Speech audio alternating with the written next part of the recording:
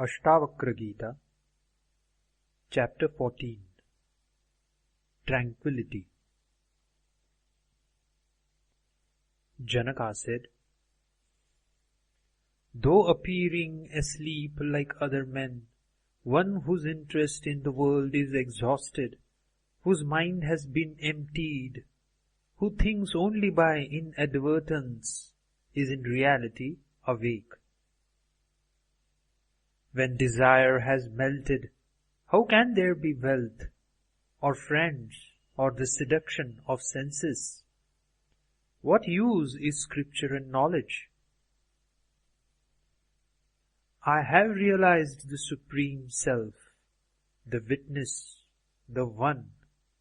I am indifferent to bondage and freedom. I have no need for liberation. The inner condition of one who is devoid of doubt, yet moves among creatures of illusion, can only be known by those like him. End of chapter 14. Ashtavakra Gita, Chapter 15. Knowledge of the Self. Ashtavakra said, a man of open intuition may realize the self upon hearing a casual instruction, while a man of cluttered intellect inquires bewildered for a lifetime. Aversion to the world's offerings is liberation. Attraction to the world's offerings is the suffering of bondage. This is the truth. Now, do as you please. This knowledge of truth turns an eloquent, wise, and active man mute, empty, and inert. Lovers of the world, therefore, shun it. You are not the body. You do not have a body. You neither do nor enjoy. You are awareness only, the timeless witness. You are free. Go in happiness. Attachment and aversion are attributes of the mind. You are not the mind. You are consciousness itself, changeless, undivided, free. Go in happiness. Realize self in all and all in self. Be free of personal identity and the sense of mine. Be happy. You are that in which the universe appears like waves appearing in the ocean. You are consciousness itself. No need to worry. Have faith, my son, have faith. You are awareness alone, the Self, the One. You are the Lord of nature. The body is made of worldly stuff. It comes, it lingers, it goes. The Self neither comes nor goes, yet remains. Why mourn the body?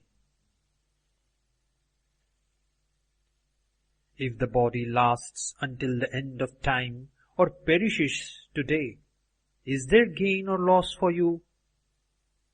You who are awareness. Let the waves of the ocean rise and fall as they will. You have nothing to gain or lose. You are the ocean. You are the substance of consciousness. The world is you. Who is it that thinks he can accept or reject it? And where does he stand?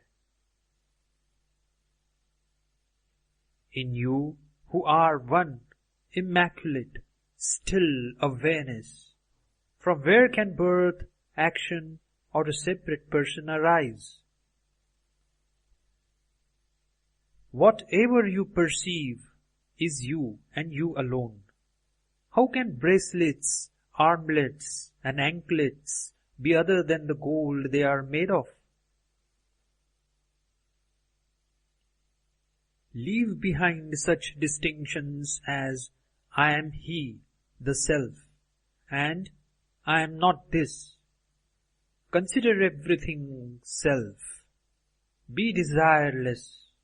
Be happy. Your ignorance alone creates the universe. In reality, one alone exists. There is no person or God other than you. One who knows for certain that the universe is illusion, a no-thing, becomes desireless, pure awareness, and finds peace in the existence of nothing. In the ocean of existence, only one is, was, and ever will be. You are neither bound nor free. Live content and be happy. Do not stir the mind with yes or no. You are pure consciousness. Be still and abide in the bliss of self. Give up completely all contemplation. Hold nothing in the mind or heart. You are the self, forever free. Of what use is thinking to you? End of chapter 15. Ashtavakra Gita, chapter 16. Special instruction. Ashtavakra said,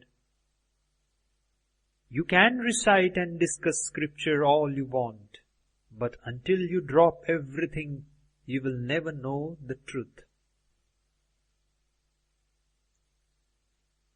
You can enjoy and work and meditate, but you will still yearn for that which is beyond all experiences, and in which all desires are extinguished. Everyone is miserable because they exert constant effort. But no one understands this. A right mind can become unshackled upon hearing this one instruction.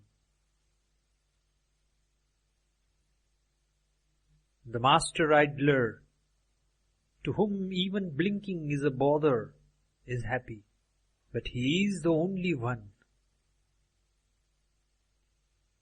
When the mind is free of opposites like this is done and this is yet undone, one becomes indifferent to merit, wealth, pleasure, and liberation. One who abhors sense objects avoids them. One who desires them becomes ensnared. One who neither abhors nor desires is neither detached nor attached.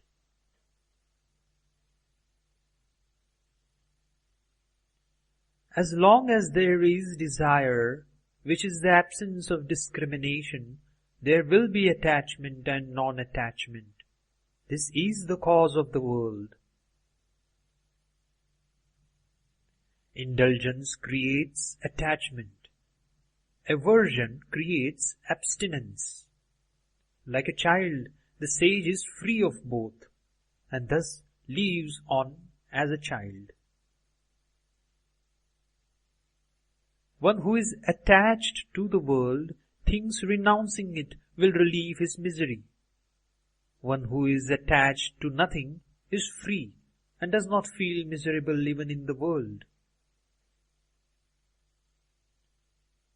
He who claims liberation as his own, as an attainment of a person, is neither enlightened nor a seeker. He suffers his own misery.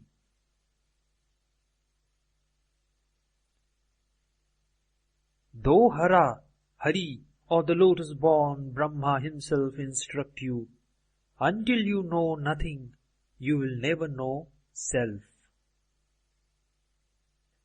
End of chapter 16.